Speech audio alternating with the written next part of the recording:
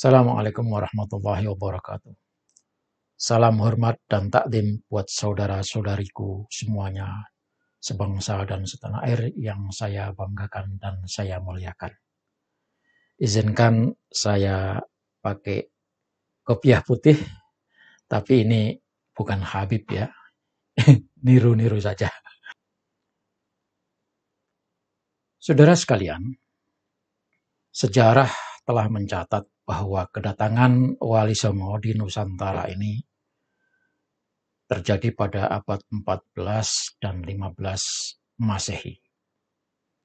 Sedangkan kedatangan imigran dari Yaman ke Nusantara ini diperkirakan terjadi pada abad 17 sampai 19 Masehi. Imigran Yaman ini ternyata kedatangannya luar biasa. Seperti saya sudah sampaikan bahwa mereka didatangkan oleh Belanda. Karena didatangkan oleh Belanda, maka mereka mendapatkan fasilitas tempat tinggalnya di Batavia, yaitu di daerah Pekojan. Ditempatkan di sana sekitar 1,6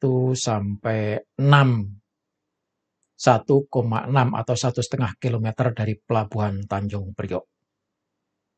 Tempat ini ditinjau dari sisi bisnis dan prospektif ke depan memang sangat menjanjikan dan menguntungkan bagi para imigran Yaman.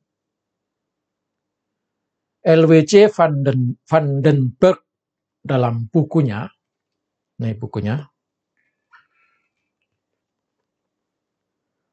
Orang Arab di Nusantara, mengungkapkan bahwa orang-orang dari Yaman itu merantau ke Nusantara hanya demi untuk mengadu nasib. Karena memang di negara asalnya sana mereka kesulitan hidup. Di dunia Yaman sana khususnya dan dunia Arab pada umumnya itu ada ungkapan. Apa ungkapannya? Orang-orang Yaman yang merantau atau orang-orang Arab keturunan yang merantau ke negara Nusantara itu mencari cincin Nabi Sulaiman yang kaya raya. Cincin Nabi Sulaiman itu adalah simbol kemakmuran.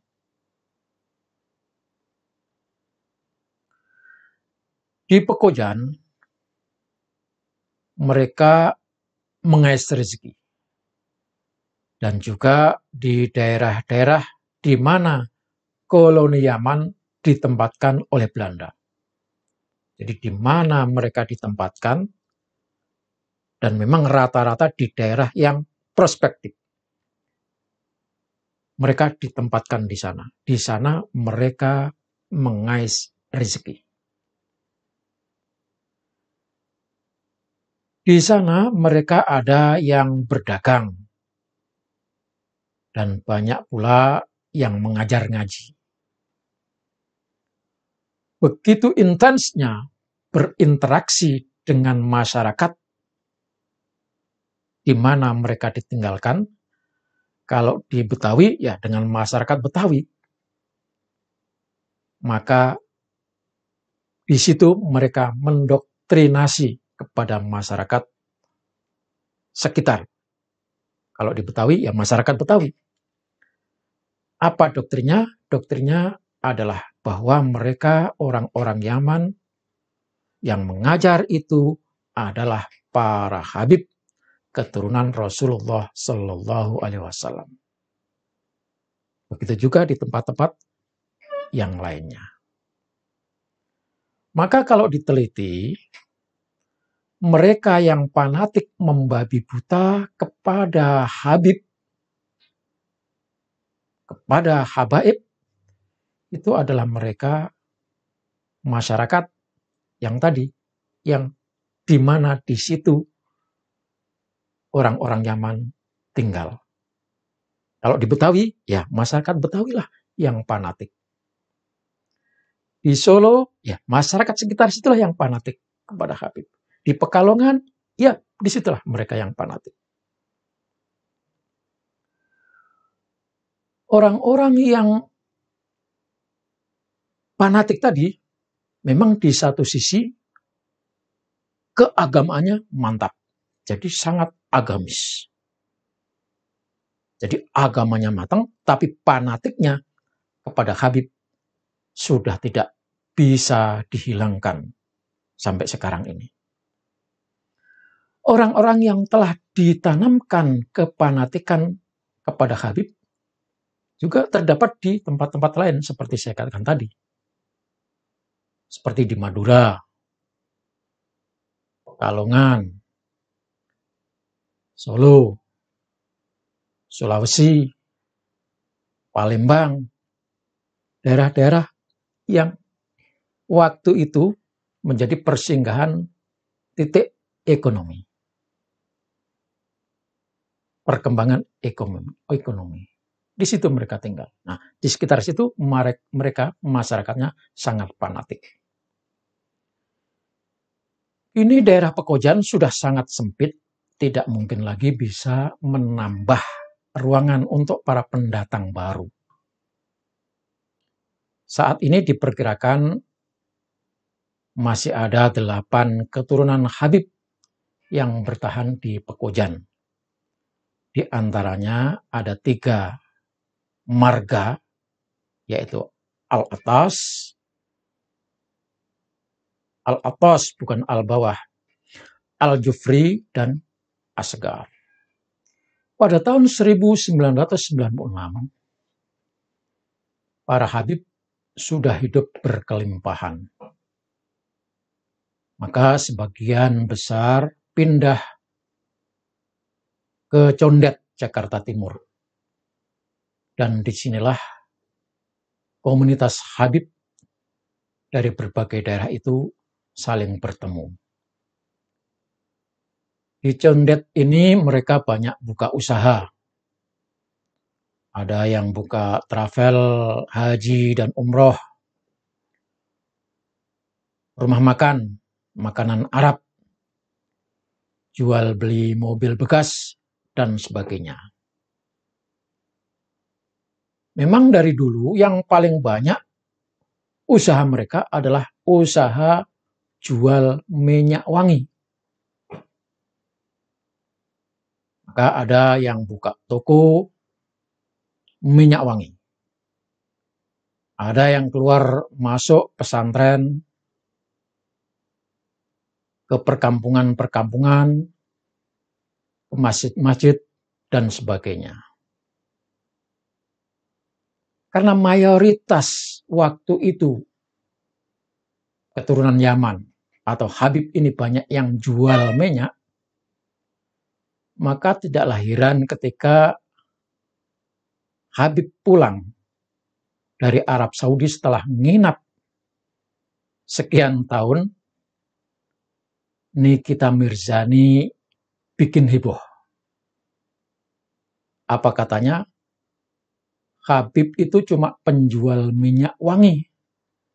Kenapa harus dihebohkan? Ini saudara. Inilah usaha-usaha para Habib waktu itu. Ini direkam oleh media.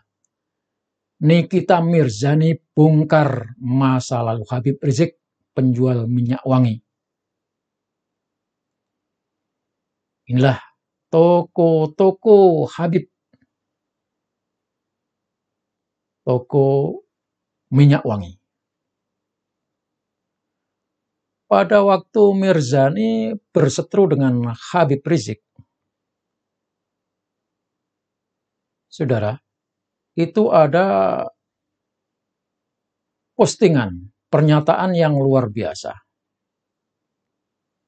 Ini postingannya.